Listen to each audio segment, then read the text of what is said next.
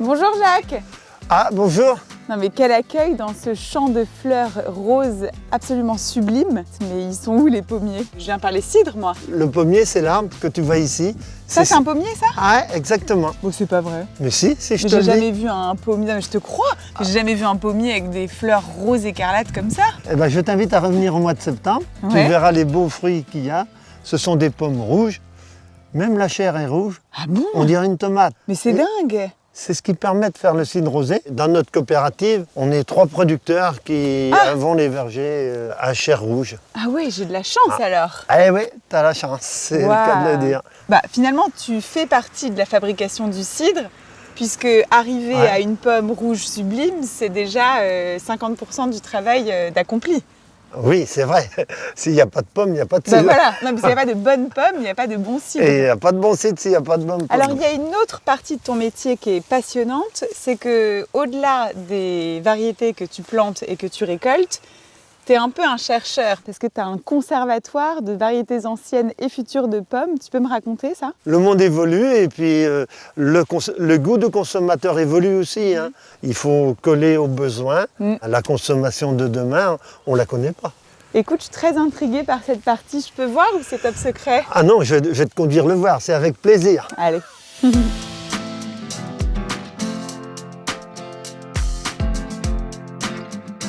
Bon, je ne suis pas championne de botanique, mais déjà à l'œil, je vois très clairement que d'un pommier à un autre, ça n'a absolument rien à voir. Dans le verger là, en gros, c'est ça qu'on a. C'est des familles qu'on a regroupées ensemble. Ouais. Les familles qu'on appelle du pays de Dinan. C'est toutes les anciennes variétés. On a fait ça avec l'association des mordus de la pomme pour en faire un conservatoire. On a quoi, 130 variétés?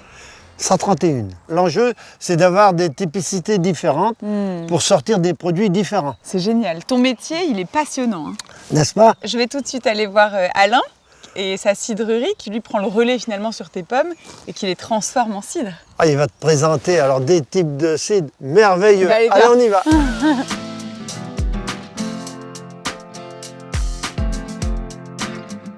Bonjour Alain. Bonjour Raphaël. Non mais c'est sublime, c'est tellement authentique.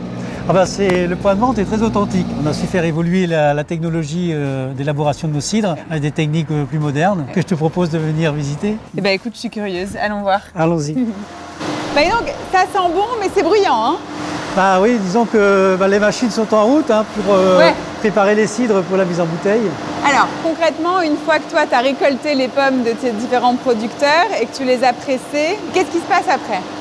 Après le pressage, il y a une étape importante qui est la clarification par la formation sur les pommes douce amère d'un chapeau brun qui va monter progressivement en surface au bout de 4 à 5 jours. Ah ok. Et une fois qu'il est bien remonté en surface, on va le soutirer et là le cidre partira spontanément en fermentation. La casquette maître de chai de ton travail, c'est presque un travail de cuisinier en fait, d'aller assembler les meilleurs goûts de chaque jus pour en donner les meilleures bouteilles.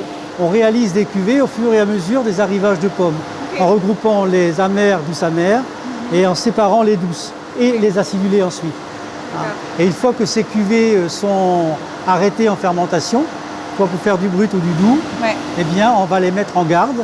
Elles vont rester en garde dans des cuveries réfrigérées. Et c'est ensuite qu'intervient effectivement le moment de l'assemblage pour réaliser le cidre qu'on va mettre en bouteille. Et donc là, on va choisir en général entre 5 et 10 cuvées comme base pour préparer l'assemblage. Comment on va pouvoir aller en cuverie, on va prélever sur une des cuvées, poutra après. Allons-y.